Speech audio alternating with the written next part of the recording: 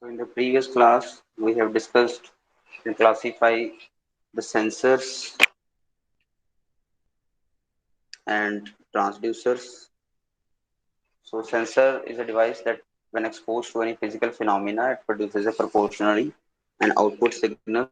I have discussed in the previous class also, and that again I am just having a glance on that these two topics. So transducer is basically synonymous with the sensor, and also it's a device that responds to any change in the physical phenomena, or you can say it converts the one form of energy into another form of energy and provide the output signal in the desired format or in the desired form.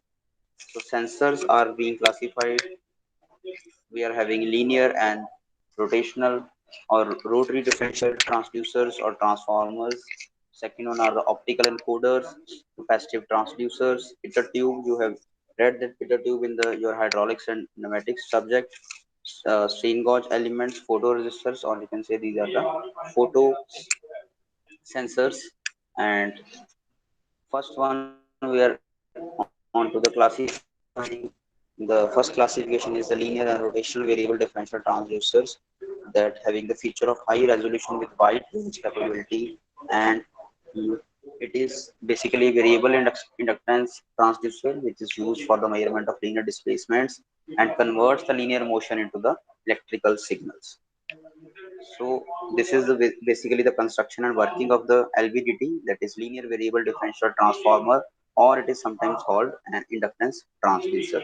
It converts linear motion into the electrical signals, and you can see this is the construction of the LVDT. On the central part, you can see there is a core, magnet core here, and on the left hand side there is a winding that is called the primary winding. So this is the cylindrical former core which is being surrounded by the left hand side with the help of the primary winding, and on the right hand side we have the secondary windings. So you can see the number of turns in the secondary windings, as well as on the there are two secondary windings. The number of turns are equal in the first secondary winding and on the second secondary winding, but their direction of rotation is different. If one is being uh, winding is in the clockwise direction and other will be in the anti-clockwise direction, that is the net voltage will be in the will be the difference in the voltage between the two secondary coils which are being mounted in this transducer. So this consists of a primary winding and two secondary windings, S1 and S2 here, and which are wound on a cylindrical former, and the cylindrical core must be mechanically rigid to absorb any shocks, any vibrations, or the temperature change in the surroundings. And these secondary windings are wound on the opposite sides of the primary winding, and also they are opposite to the each other also. A movable core is being placed in between these windings and this hollow former for sliding, and generally the core is basically made up of nickel iron alloy. This core is made up of the nickel iron alloy so as to reduce the eddy currents. Okay. So this is the construction of the LVDT. So you can see this is a non-magnetic rod connected to the core, results in the displacement or the linear motion which is to be measured. So basically we are measuring the linear displacement with the help of this LVDT, and this LVDT is receiving the linear motion and converting that linear motion into the electrical signal. That is, we are getting the motion in the form of the electrical signal, and with the help of that electrical signal we are judging that whether that linear motion is how this linear motion is responding to that particular motion, so that this LVDT is converting linear motion into the electrical signal with the help of these primary windings and the secondary windings. These are winded oppositely to each other, and also that core is being made up of the nickel iron alloy which is being placed in the form of the cylindrical formers so as to reduce the, why we are using alloy here, so as to reduce the eddy currents, effect of eddy currents. So how this LVDT works, so this is basically the construction and how this works. You can see there are having basically three modes or three cases that how this works. So this is case one. Whenever you're applying an external force, that is a displacement. to which you are applying the displacement. You are applying the displacement to this core. You can see this is the core to which you are applying the initial displacement. So whenever you are applying the initial displacement to this course, if this course remains or remains in that null position itself without any movement, then the voltage induced in both the secondary windings will be equal and net output will be zero. That is, if it doesn't move in any towards in any of the secondary winding, that is the net output will remain zero. That is अब जब आपने इसको push किया, जब आपने इसको slide किया in the linear displacement और वहां पे इसकी कुछ भी मूवमेंट नहीं हो रही है इनिशियल डिस्प्लेसमेंट देने के बावजूद भी, तो जो भी इसकी आपकी जो डिफरेंस आएगा, जो भी आपकी नेट आउटपुट वोल्टेज आएगी सेकेंडरी वाइंडिंग्स में, वो क्या आ जाएगी, जीरो आ जाएगी. Second case है whenever you are applying any external force and that steel iron core or the nickel iron core tends to move in the left hand side in the direction. तो अगर वो left hand side direction में जा रहा है तो इसका मतलब क्या है, तो सेकेंडरी कॉयल है जो उसकी डायरेक्शन में है, वो उसमें सेकेंडरी कॉयल जो फर्स्ट है उसमें जो है ज्यादा ईएमएफ वोल्टेज इंड्यूस होगी as compare to the EMF voltage induce on the second coil. So that is, if it is moving on the left hand side, that is towards the first secondary winding, that is the EMF voltage induced in the first secondary winding will be more as compared to the EMF induced in the second. So therefore the net output voltage क्या आ जाएगी, the net output voltage आ जाएगी EMF induced in the secondary coil 1 minus EMF induced voltage induced in the second coil. So this is E secondary 1 minus E secondary 2. Similarly, when we are applying external force and the core tends to move in the right hand direction, that is towards the direction of the second secondary coil, then you can say, so it is observing that there is more EMF voltage which is being induced in the second secondary coil as compared to the EMF voltage induced in the first secondary coil. So therefore the net output voltage will be in the third case will be equal to EMF induced in the secondary coil second minus EMF induced in the first coil of the secondary winding. So whenever this coil is moving in which direction, whenever it is moving to the towards the first secondary coil, the EMF induced will be in the more in the first secondary coil, and whenever it is moving towards the second secondary coil, then it is having we are having the more EMF induced in the case of the second secondary coil. And whenever you are calculating the net output voltage, it will be always the difference between the higher EMF induced minus the lower EMF induced in the first secondary coil.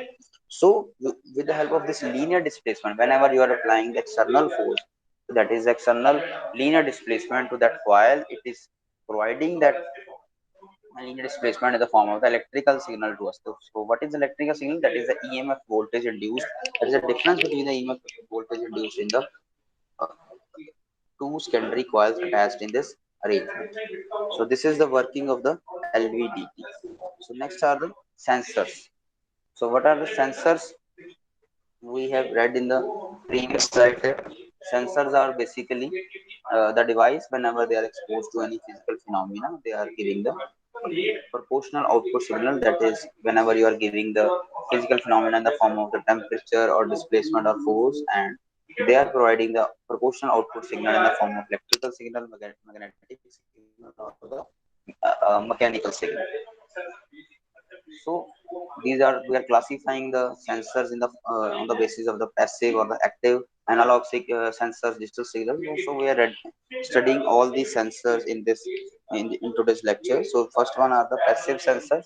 So passive sensors are basically the sensors in which the power required to produce output is provided by the sense phenomena itself. That is, such as the thermometer, we have the mercury which is being filled. So with the rise in the rise of mercury or fall of the mercury in the thermometer is giving us the value of the temperature which is being measured of the body. So this is the passive sensor which is being used to measure the temperature. That is, the example is the thermometer. Whereas in the case of the active sensor, there is always a requirement of the external power source, such as the strain gauge. So we are measuring the external power source from we are measuring the signal with the help of the external power source which is being applied to that active sensor. So that active sensor is basically is the strain gauge here. So furthermore, sensors are classified on the basis of the signal, that is the output signal that are being provided by these sensors. That is, if you are getting the output signal in the form of the analog value or in the form of the analog signal, it is called the analog sensor. And if you are getting the signal in the digital output signal, that is called the digital sensor. So basically, the digital sensors are include the digital output that can be directly interfaced with the digital controller. Whereas in the form of the analog sensors, these are proportional to the sense parameters that typically require there's a conversion is being required to convert the analog signal to the digital signal before feeding to the digital controller in the case of the analog sensors. Whereas in the case of the digital sensor, they do not require any analog digital converter. Uh, their their digital output can be directly interfaced with the digital controller. And if many sensors are required, it is more economical to choose a simple analog signal interface. And if there is no constraint of the cost, then you can use the digital sensors also. Next are the linear or the rotational position sensors. So these are basically the two fundamental types of sensors which are being used in the mechatronics engineering system in the industry. The mechatronics is basically the combination of mechanical and electronic systems. Like in our CNC machines, they are basically consist of electronic system. They are basically consist of MCUs, that is computer, CPU, that is the brain of the computer or the brain of the CNC machine, and first one, and the mecha means the mechanical components, or the mechanical tools or the cutting conditions which are being set to perform any particular operation. So this constitute a mechatronic system. So the most common type of position sensors in generals are, we have read in the previous slides also, that is the most common linear or the rotational position sensors are the LVDT or the RVDT or the tachometers. LVDT is linear variable differential transformers, and the RVDT are the rotary variable differential transducers. So these are basic, and also the non-contact type uh, of linear or the position transducers includes encoders, Hall effect, capacitance, inductance, or the interferometer types. So they are basically classified on the basis of the range of the measurement. That is how they are being. Uh, they can be used according to the applications. That is the basically they are the high the sensors like Hall effect or the fiber optic inductance or the capacitance are the high resolution type of sensors.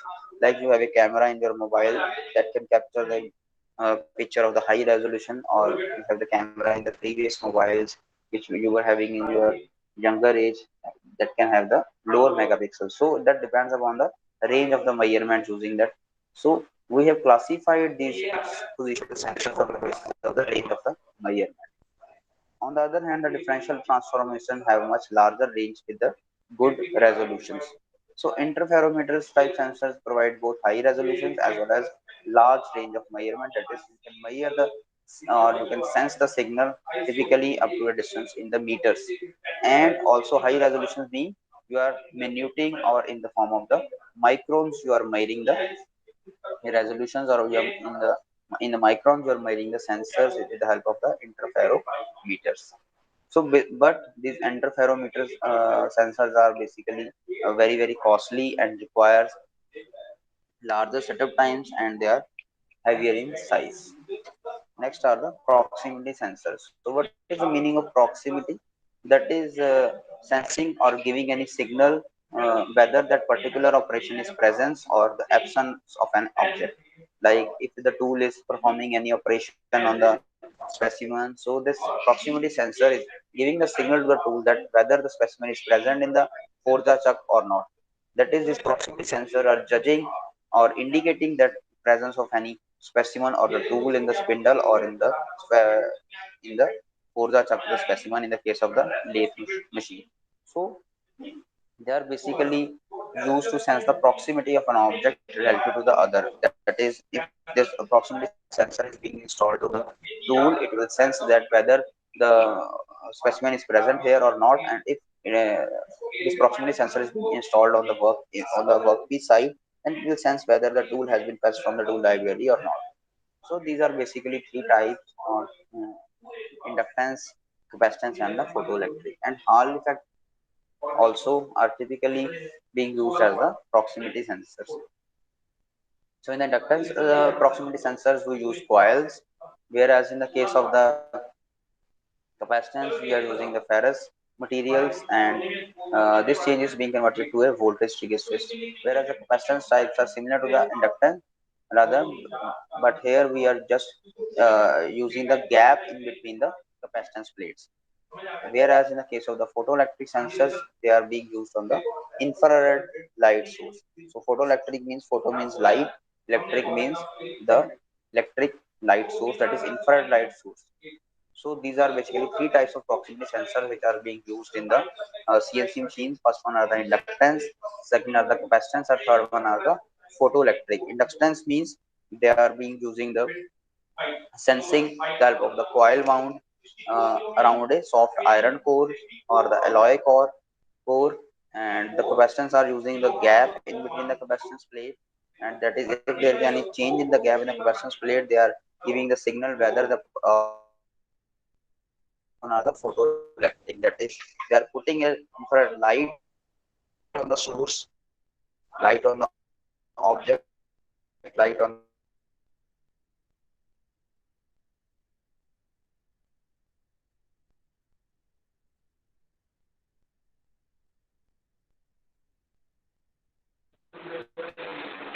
So next are the light sensors. So light sensors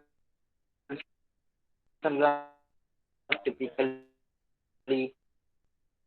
the full feed visions are two important measurement tools in the many control applications. Basically, you are using the light intensity to measure the presence or absence of the specimen. So basically, three types of light sensors are according to your syllabus. We have the phototransistors, photoresistors, and the photodiodes are the some common type of light sensors. A photoresistor is basically made up of cadmium sulfide, whose resistance is maximum when the sensor is in the dark. Whereas the photoresistor is exposed to light, its resistance drop in proportion to the intensity of light. That is, they are basically dependent upon the presence or absence of the light. Whether cadmium is basically a very rare material which is being used in the phototransistor, and it is being resisting when the sensor is placed in the dark. And whenever the photo, in the case of the photoresistor, whenever the sensor is being exposed to light, its resistance drop in proportion to the intensity of light. That is, as soon as there is an increase in the light, there will be a drop in the resistance in the case of the light sensors. So this is again, next is the selection criteria. That is how you are selecting a particular sensor for your application. So number of static and dynamic factors have been considered while selecting a suitable sensor for a CNC machines. So basically, how much range you are being required, how much resolution, how much accuracy, precision. So these are some kind of terminology or the nomenclature which is being used to select the particular type of sensor for your CNC machines. If you need a, like if you are buying a mobile from the market or from the online shopping, you are selecting that how what is your budget range, or what is the specification you require, like the camera, like the uh, clicking picture resolutions, what is the accuracy, how it is, how is the sensitivity around, how the biometric finger sensor is working in the mobile, what is the response time of that particular phone, and what is the battery uh, of that mobile which is being used, you are going to buy. So similarly, while buying any suitable sensor or buying installing that suitable sensor in the CNC machine, you have to select certain criteria while selecting an suitable or the optimum sensor which is being used to have in the CNC machine. So first one is the range. That is the range, that is the difference between the maximum and minimum value of the sensed parameters. Nowadays in the mobiles also you can see there is a range of camera. That is, you can click the photo on the larger distance as well as for the shorter distance. This is the range of the camera, that is in which megapixels it can take the photo of the nearer objects as well as for the farther objects. Next is the resolution. That is the smallest change that sensors can differentiate. That is the resolution means, that is how much is the resolution of the sensor. That is how much it can differentiate the smallest change. That is, if the smallest change means if it can sense the object of the 1 mm, and also it can object sense object of 2 mm. So this is the how much small change a sensor can measure. This is called the resolution. Next is the accuracy. Accuracy is what? That is the difference between the measured value and the true value. Measured means that is after the operation is being performed on the specimen, what is the measured value? And next is the true value. That is the value which is being required for the operation is to be carried out. That is the accuracy. That is, if you require a cylinder of 10 mm square of or 10 mm of diameter, and after the operation you are getting the same value of the 10 mm. That is the accuracy of the machine. So, and sensor is also providing the signal that the diameter of the specimen is 10 mm. So this is the accuracy of the sensor. Next is the precision. Precision means you are producing the same, or you are producing the same amount of signal, same kind of signal again and again. If you are using the thermometer to measure the temperature of the body, like you can say 5 times in a day, then it is giving you the same value if your temperature doesn't drop from 100 degree Celsius. So this is the uh, amount, this is the point, that is a precision, that is the ability to providing the same figure, same accuracy every time. It is called the precision. Next is the sensitivity. Sensitivity is that what? That is providing you the output in just change in the input. Whenever you are having a slightly change in the input, it is providing you a output in the form of, that is called the sensitivity. Next is the zero offset. Zero offset is basically a non-zero value output for no input. That zero offset means when you are providing no input, you are getting no output. This is the zero offset. That is, in some machines, if there is a alteration in the calibration, or there is a change in the calibration of the machine, then they, whenever you are not providing an input, they are giving a some value. They are giving some value when they are in the idle position also. That is called the offset. So whenever you are selecting that any sensor, that sensor must have a zero offset. Next is the zero drift. That is the departure of output from the zero value over a period of time for no input. That is how much is the time, or how much is the departure of the output from zero value over a period of time from no input. That is called the zero drift. Next is the response time. That is how much it is taking, the sensor is taking the time to reading that input signal and providing that output signal. This is called the response time. And next one is the signal to noise ratio. That is the ratio between the magnitude of the signal and the noise at the output. That is a disturbance at the output. So that noise, signal to noise ratio must be less for selecting the suitable sensor. Next are the actuators. What are actuators? So these are basically the muscles behind the mechatronic systems. You can say that accepts a control command, mostly in the form of electrical signals, and produces a change in the physical system by generating the force, motion, or the heat, or the flow. So these are the basically, you can say, these are the muscles behind the any mechatronic system. Mechatronic system means that consists of a mechanical component, some electronics components, or the computer system. So these are basically works in connection or in the combination with the electrical supply or the power supply. That electrical supply may be in the form of the AC power or the DC power at the desired voltage or the current. So the coupling mechanism in between that mechatronic system and the power supply will give us the actuators. So these actuators are basically includes the mechanisms like racket, pinion gear, a gear drive, a belt drive, a lead or screw arrangement, and piston and linkage. Next are the classification of the actuators. So we'll, in the previous slides we have studied the classification of the sensors and the selection criteria of the sensors. Now we'll have the classification of the actuators. So actuators are basically the electrical and the electromechanical actuators. So electrical actuators like diodes, transistors, MOSFETs, or relays that accepts very low energy level signal in the form of the input to convert that input into the desired output. So this is the electrical actuator switches. So these electrical switches are the choices of the actuators for most on off type control actions. So electrical actuators are like diodes, transistors, which are being used to accept and to measure the very low energy level. Whereas in the form of the electromechanical actuators, they are being based on the principle of converting that electrical energy into the mechanical energy, like in the form of the DC motors or the AC motors. These are the electromechanical actuators or the stepper motors. Okay.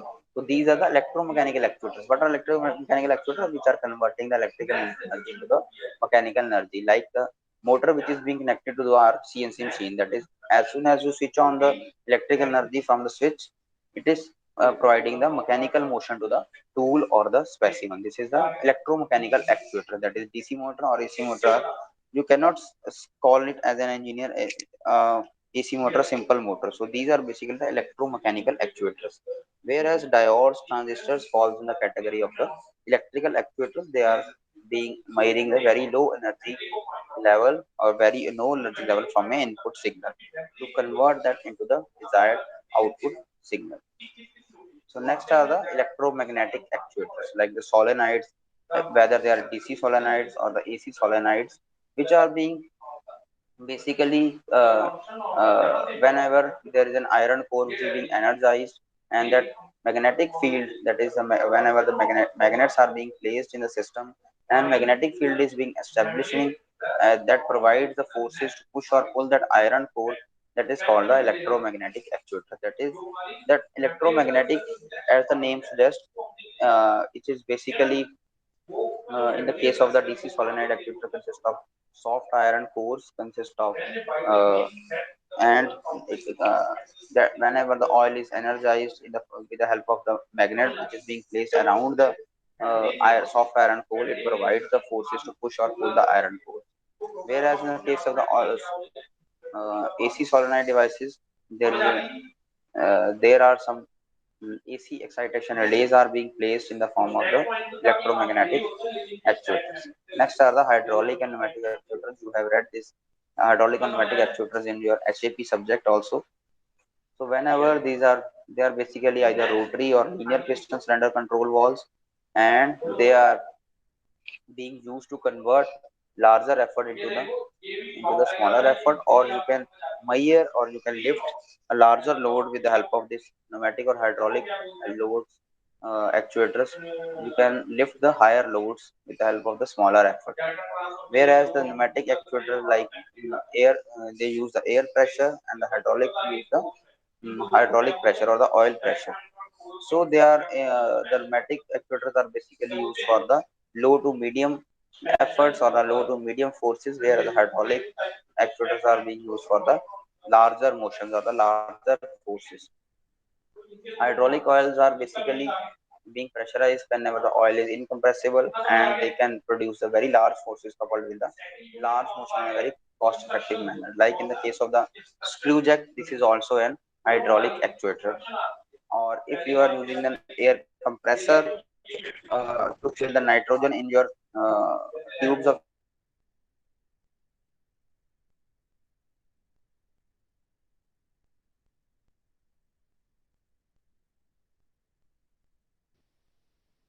also an hydraulic actuator.